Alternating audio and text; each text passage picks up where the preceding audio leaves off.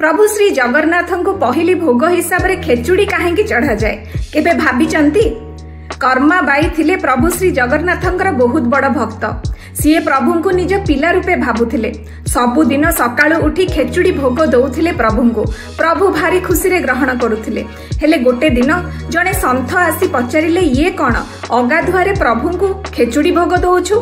ता परदिन कर्मा बाई गाधे पाधे खेचुड़ी भोग देला बेले भारी डेरी हो जाइथिला। सेपटे सिंहद्वार खोलिबा समय भी हो जाइथिला।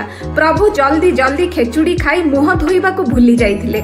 जेतेबेले पूजारी खोलिथिले द्वारटी आउ देखिथिले प्रभुंक पाटिरे खेचुड़ी लागिबार प्रभु पूजारी को कहिथिले जे जाई कर्मा बाई को कहिबे जेमिति से आगुरु खुआउथिले खेचुड़ी सेमति खुआइबे।